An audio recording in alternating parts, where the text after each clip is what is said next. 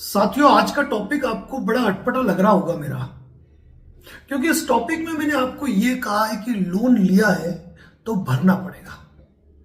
Loan defaulter के हक और अधिकारों की बातें करने वाला एडवोकेट नरेंद्र जोशी आज आपको यह क्यों कह रहा है कि लोन लिया है तो भरना पड़ेगा।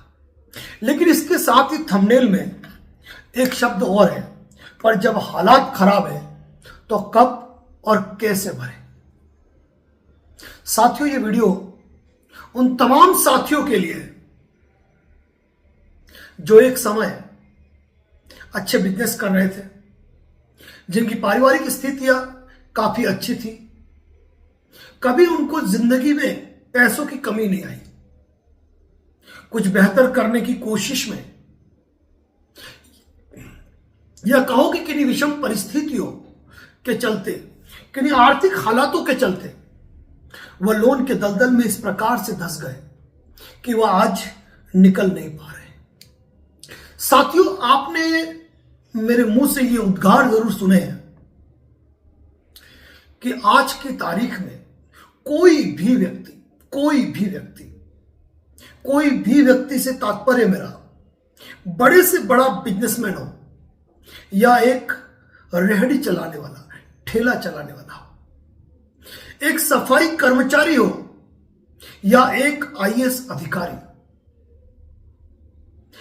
एक वकील हो, या एक डॉक्टर, यहां तक कि एक आम आदमी हो, या फिर कोई आपराधिक प्रवृत्ति का व्यक्ति भी क्यों ना हो, हर व्यक्ति जो लोन लेता है ना, लोन लेते समय उसके मन में कभी यह भावना नहीं होती है कि मुझे इस लोन को नहीं भरना है। कारण यह होता है, हर व्यक्ति जीवन में कुछ महत्वाकांक्षाएं रखता है, भविष्य के लिए कोई योजनाएं रखता है, और उन योजनाओं को मूर्त रूप देने के लिए लोन लेना जरूरी है। बिना लोन लिए आज की तारीख में न इंसान कार खरीद सक रहा है, न इस महंगाई के जमाने में घर ले पा रहा है।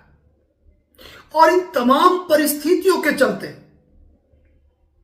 लोन लेना एक जरूरी कदम हो गया है।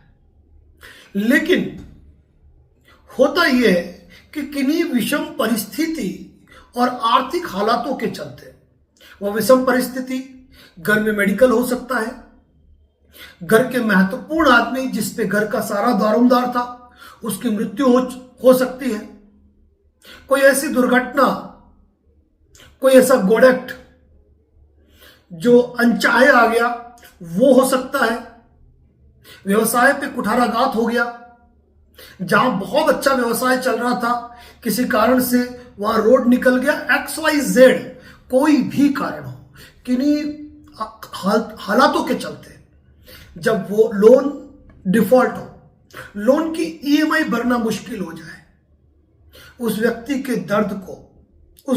दर्द को केवल और केवल वही व्यक्ति समझ सकता है जो लोन के दलदल में कभी धंसा हो। और यही कारण है कि हम तमाम लोन डिफॉल्टर्स के दर्द और तकलीफ को बखूबी समझते हैं। साथियों, आज मैं आपसे सिर्फ यह बात कह रहा हूं कि मान लीजिए आपके ऊपर मल्टीपल लोन है। मल्टीपल लोन का मतलब क्या हो गया?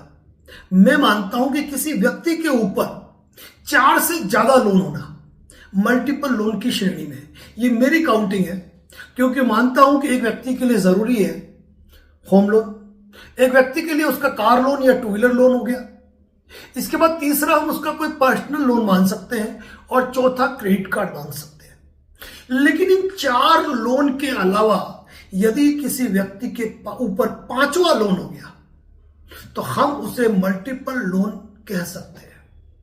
और जब इंसान मल्टीपल लोन के चक्कर में उलझता है ना, कभी उनसे यह मत पूछना कि आपके ऊपर इतना कर्जा कैसे हो गया। सिर्फ दो ही कारण कि मल्टीपल लोन क्यों लेता है इंसान।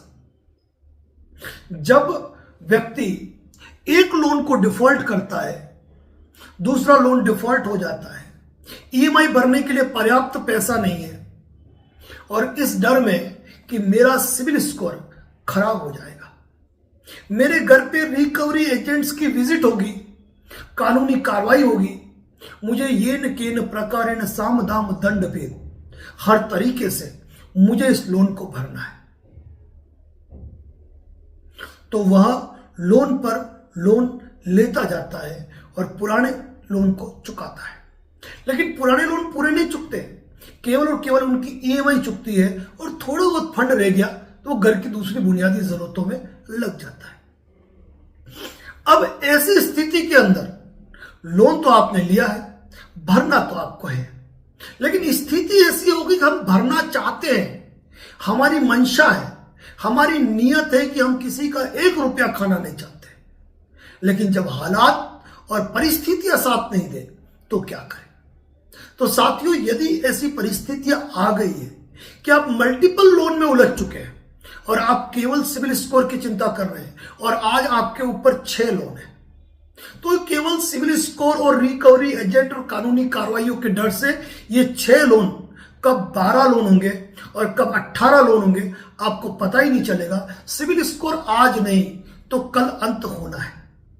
सिविल स्कोर की चिंता छोड़ दीजिए यदि जीवन महत्वपूर्ण है, यदि आपका परिवार आपके लिए महत्वपूर्ण है ना, तो सिविल स्कोर की चिंता बिल्कुल ही छोड़ दीजिए। और मैं हमेशा से एक बात कहता हूं, यदि आप मल्टीपल लोन के शिकार हो चुके हैं, लोन पर लोन लेकर लोन भर रहे हैं, आपके पास कोई ऐसी प्रॉपर्टीज नहीं है जिसको बेचकर इन सारे लोनों को आप चुका पाए, तो आप रिश्तेदारों से लेकर, मित्रों से लेकर, दूसरी एनबीएफसी कंपनियों से लोन लेकर आप लोन चुकाए, यह जरूरी नहीं है, क्योंकि एक न एक दिन इस चीज का अंत होगा। मैंने ऐसे ऐसे लोग देखे जिनके पास 20 से 25 क्रेडिट कार्ड है और वो क्रेडिट कार्ड का रोटेशन करते हैं और उस रोटेशन के चक्कर में कब मिनिमम ड्यू के एक ऐसे चक्रव्यूह में उलझ जाते हैं जिसका कोई सानी नहीं है।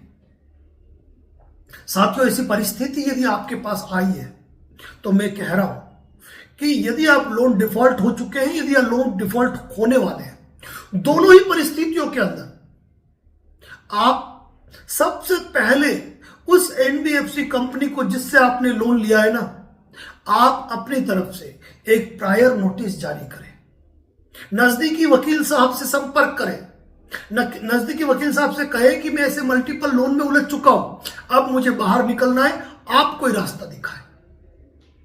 यदि कहीं से कोई समाधान नहीं हो, ऐसा लगता है कि जानकारियां अधूरी है, तो निश्चित रूप से आप हमसे संपर्क कर सकते हैं, लेकिन हमारी सलाह सर्वप्रथम नियरेस्ट एडवोकेट या नियरेस्ट लीगल एक्सपर्ट के पास जाने की रहती है। आप वहां जाए और उनसे कहे कि सर, मेरे लिए प्रायर नोटिस बनवाइए, इंटीमेशन लेटर बनवाइए, मेरे जितने भी नोटिस आएंगे आपको इनका रिप्लाई देना है, मैं भरना चाहता हूं, मेरी मंशा पैसे भरने की है, मैं कितने चेक दे चुका हूं, क्या क्या सिक्योरिटी में दिया है, क्या गारंटर है, क्या रेफरेंस है, सारी डिटेल आप उनको दीजिए। यकीन मानना साथियों कि यदि आप प्रायर नोटिस, इंटीमेशन लेटर और प्रत्येक नोटिस का रिप्लाई करते, प्रत्येक आर्बिट्रेशन नोटिस का जवाब देते, आपके लोन के सेटलमेंट 10, 15, 20, 25% के अंदर हो जाते हैं। जो आपके भरने की नियत है ना, वह भी कायम रही कि आप भरना चाहते थे। कभी कभी यह आ जाता है कि सर, बैंक हमसे सेटलमेंट करना चाहता है पर हमारे पास पैसा ही नहीं, हम करें क्या। बैंक ने हमको सेटलमेंट लेटर दे दिया। साथियों, सेटलमेंट तो तभी होगा ना जब आपके पास पैसा होगा। अगर आप 6 महीने से डिफॉल्ट हो, बैंक ने आपको 50,000 का सेटलमेंट लेटर दिया है और आपके पास नहीं है, नहीं है तो नहीं है, कैसे भरोगे। अब नहीं भरा तो ऐसा तो नहीं है कि उन्होंने सेटलमेंट लेटर एक बार ही जारी किया, वो दूसरी बार भी करेंगे, तीसरी बार भी करेंगे, क्योंकि उनका लोन राइट ऑफ हो चुका है, एनपी हो चुका है, किसी तरह उनको आपकी अकाउंट लिस्ट से आपका नाम निकालना है। तो ऐसी स्थिति के अंदर आपको तनिक भी चिंता करने की आवश्यकता नहीं है। सेटलमेंट के लिए अगर लेटर आया, आप नहीं भर पाए, 2-4 महीने बाद या जब आपकी स्थिति है, आप वापस सेटलमेंट लेटर आएगा तो उस राशि से कम का ही आएगा, ये भी मान के चले। लेकिन ये सारी बातें जो है ना, वो हम अनसिक्योर्ड लोन के मैटर में कहते हैं। सिक्योर्ड लोन के मैटर में हम प्रत्येक व्यक्ति को सजेशन देते हैं कि उसको कभी भी लापरवाही नहीं बरतनी चाहिए, क्योंकि लापरवाही आपके परिवार को बेघर कर सकती है। और एक बात कहूं साथियों, आपको एक लीगल एक्सपर्ट की जरूरत होती है। आप अपने नजदीकी एरिया में एक वकील ऐसा ढूंढ लीजिए जो आप उनको व्हाट्सएप करो तो वो व्हाट्सएप देख के आपको बता पाए कि कौन सा नोटिस आया है। आप जब उनको कोई नोटिस भेजो तो वो बता पाए कि किसमें जवाब देना है, किसमें जवाब नहीं देना है। आप ऐसा लीगल एक्सपर्ट ढूंढिए जो आपके लिए प्रायर नोटिस भी बना सके, इंटीमेशन लेटर भी बना सके, सेक्शन 25(138) एनआई एक्ट का रिप्लाई भी दे सके और आर्बिट्रेशन प्रोसीडिंग की रिप्लाई भी दे सके। यदि आप इस मैटर में ऑनलाइन एडवोकेट्स का भी सजेशन लेना चाहो तो उनका भी सजेशन ले सकते हो, लेकिन उसके लिए आपको मतलब एक डिसीजन लेना पड़ेगा कौन आपके लिए बेस्ट है, किस व्यक्ति की ओपिनियन पब्लिक के लिए क्या है। लेकिन एक बात कह रहा हूं, लोन लिया है भरना ही पड़ेगा, मतलब यह नहीं है कि आज ही भरना है। रिकवरी एजेंट आ गया, घर पे बैठ गया, मैं तो पैसा लूंगा तभी जाऊंगा, वहां काम आता है इंटीमेशन लेटर, वहां काम आता है प्रायर नोटिस। रिकवरी एजेंट आ गया, आपकी व्यक्तिगत जानकारी पूछ रहा है कि आपके ससुर जी क्या करते हैं, सासू जी का नंबर दो, आपका ससुराल कहां है उसका एड्रेस दो, वहां काम आता है इंटीमेशन लेटर। आर्बिट्रेशन का नोटिस जारी हो गया, आर्बिट्रेशन को आपत्ति देनी है, वहां काम आता है प्रायर नोटिस। मेल पे मेल आ रहे हैं, दुनिया भर के कॉल आ रहे हैं, वहां काम आता है प्रायर नोटिस।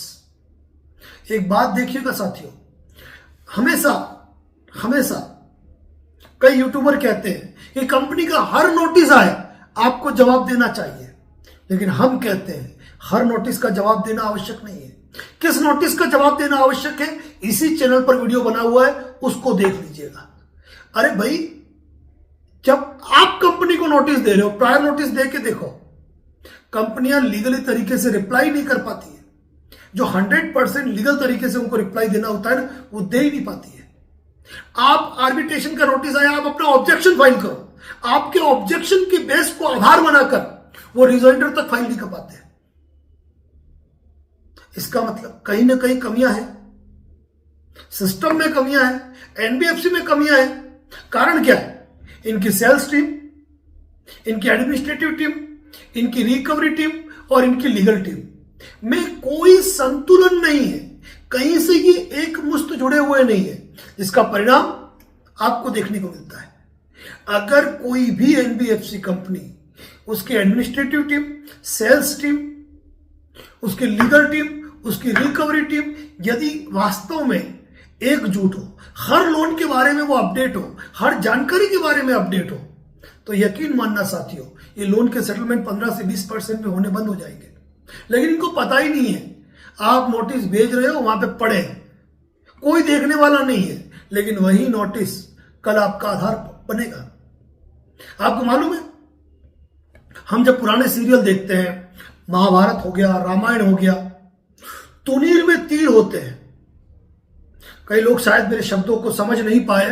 तुनीर में तीर का मतलब क्या होता है कि कंधे के पीछे एक बॉक्स लगा होता था गोल, जिसमें तीर पड़े होते थे, जिसको निकालकर छोड़ा जाता था। तुनीर में तीर होते हैं, लेकिन जब उनको जरूरत होती थी ना ब्रह्मास्त्र की, तो केवल आंखें बंद करके हाथ खड़ा करते थे और हाथ में ब्रह्मास्त्र आता था। तो एक बात कह दूं मैं, आप जो मेल का रिप्लाई कर रहे हो वह केवल तुनीर का तीर है। वो फोन पे बात कर रहे हैं, आप फोन पे उनसे जो चर्चा कर रहे हो वो केवल तुनीर का तीर है। लेकिन आप जो प्रायर नोटिस दे रहे हो, आप जो इंटीमेशन लेटर तैयार कर रहे हो और आप उस प्रायर नोटिस के बेस पे जो आर्बिट्रेशन का रिप्लाई कर रहे हो, वह ब्रह्मास्त्र है। और एक बात जानिएगा आप कि ब्रह्मास्त्र से बचा नहीं जाता है, ब्रह्मास्त्र अपना काम करता है। और यही चीज हम आपको अपने चैनल के माध्यम से समझाने की कोशिश करते हैं। और एक बात देखिएगा, हम ग्रंथों से, हम महाभारत से हम क्या सीखते हैं? महाभारत में यदि श्री कृष्ण नहीं होते तो क्या पांडव महाभारत का युद्ध जीत पाते? यदि श्री कृष्ण जो कि स्वयं भगवान थे, जिन्होंने हर जगह यदि छल और प्रपंच नहीं किया होता, तो क्या अर्जुन युद्ध जीत पाता? समझने का प्रयास कीजिएगा। क्या महारथी गांगेय भीष्म का वध संभव था यदि शिखंडी को नहीं लाया जाता? क्या आचार्य द्रोण को रास्ते से हटाया जा सकता था? क्या सर्वश्रेष्ठ गदाधर दुर्योधन पर विजय क्या भीम के लिए संभव थी? लेकिन यह सब हो पाया तो किस कारण हो पाया? श्री कृष्ण, भगवान श्री कृष्ण की कूटनीति के कारण, राजनीति के कारण। तो यही चीजें, यही भूमिकाएं आपके लिए होती है प्रायर नोटिस। यही होता है आपका इंटीमेशन लेटर कि हमें इस चीज से कतई मतलब नहीं है कि यदि आप किन्हीं विषम परिस्थिति और आर्थिक हालातों के चलते यदि लोन नहीं भर पाए, आप अपना प्रायर नोटिस भेजो। आप प्रायर नोटिस की कॉपी संभालो, उसकी डाक रसीद लो, उसकी 8 दिन बाद डिलीवरी रिपोर्ट निकालो। आप जो जो लेटर भेजने हैं आप भेजो, लेकिन रजिस्टर्ड पोस्ट से भेजो और उनकी तैयारी करके रख लो। सिविल स्कोर की चिंता नहीं करते हो, मान के चलना 10 से 15-20% के अंदर अच्छे से अच्छे लोन सेटलमेंट होते हैं। और इंटीमेशन लेटर की महिमा क्या है, उसके बारे में हमारे कई साथियों ने हमारे YouTube चैनल के कमेंट्स में लिखा है, जिसे कि आप देख सकते हैं, समझ सकते हैं और उसको अप्लाई कर सकते हैं। तो साथियों, मैं एक बहुत बड़ी बात कहता हूं, advocate Narendra Joshi YouTube channel पर, आप भले हमें फेसबुक पर देख रहे हैं, मेरा एक रिक्वेस्ट होती है कि आप हमें YouTube पर जरूर सब्सक्राइब करें, हमें YouTube पर जरूर विजिट करें। कारण कि YouTube पर किसी वीडियो को सर्च कर पाना बड़ा आसान है। यदि आपने YouTube पे जो भी वीडियो आपका पसंद आ रहा है ना, आप उसको लाइक कीजिए। लाइक करने का फायदा क्या मिलता है मालूम है? कि आप कभी भी अपने चैनल के ब्रीफ में जाकर अपने YouTube पे जहां आपका फोटो दिखता है वहां क्लिक करना, लाइक्ड वीडियो आते हैं, उन लाइक्ड वीडियो को क्लिक करना, आपने जितने भी वीडियो लाइक कर रखे वो सारे आ जाते हैं। तो आपको लगता है कि जिस वीडियो में आपका कोई कंटेंट है, आपका कोई टॉपिक है, तो वो आपको लाइक्ड वीडियो में इजीली मिल जाता है। और साथियों, लोन डिफॉल्टर है, जेन्युइन डिफॉल्टर है कि विषम परिस्थिति और आर्थिक हालातों के चलते अगर लोन नहीं भर पा रहे हैं, तो सजेशन हमारा ये है कि लोन डिफॉल्टर बनने से पहले या 1 या 2 EMI डिफॉल्ट हो चुकी है यकीनन, तो कोई दिक्कत नहीं, कंपनी को आप प्रायर नोटिस भेजें, इंटीमेशन लेटर भेजें। अगर आपको आर्बिट्रेशन की नोटिस आते हैं, इग्नोर न करें। आर्बिट्रेशन में भी कहना चाहूंगा, टेक्स्ट मैसेज देखें, व्हाट्सएप मैसेज देखें और मेल चेक करते हो ना, तो इनबॉक्स के साथ स्पैम फोल्डर भी देखें। क्योंकि जब से हमने स्पैम फोल्डर देखने को कहा है, कई लोगों ने कहा कि उसमें आर्बिट्रेशन की नोटिस आए। ऐसा नहीं कि वो स्पैम फोल्डर में भेज रहे हैं, वो ऑटोमेटिकली जाता है, उसमें आप NBFC को जिम्मेदार नहीं ठहरा सकते हो। साथियों, लोन डिफॉल्ट से रिलेटेड ढेरों वीडियो इस चैनल पे पोस्ट है, आप देख सकते हो। यदि आप सारे वीडियो देखते हो ना, आपको किसी के भी कॉल बुकिंग करने की जरूरत नहीं है। हम कभी नहीं कहते हैं कि कॉल बुक करें। कॉल बुक के लिए नंबर जरूर रखा है कि भाई अगर आप मल्टीपल लोन के शिकार हैं, लंबी बात करना चाहते हैं, कई बार बात करना चाहते हैं, तो कॉल बुकिंग का सिस्टम है। बाकी तो हम कहते हैं कि हमारे वीडियो विजिट कर लीजिए, सारे वीडियो देख लीजिए, आपको कभी भी कॉल बुकिंग की आवश्यकता नहीं पड़ेगी। न चाहते हुए भी वीडियो हमारे 20 मिनट के बन जाते हैं। हम कोशिश करते हैं शॉर्ट वीडियो बनाने के, ताकि 10 मिनट का हो तो हमारे इंस्टाग्राम पर भी पोस्ट हो, लेकिन ये पॉसिबल हो नहीं पाता है। साथियों, यदि आपका कोई ऐसा सवाल है तो कमेंट बॉक्स में लिखें, आपके सवालों पर भी हम वीडियो बनाने की जरूर कोशिश करेंगे।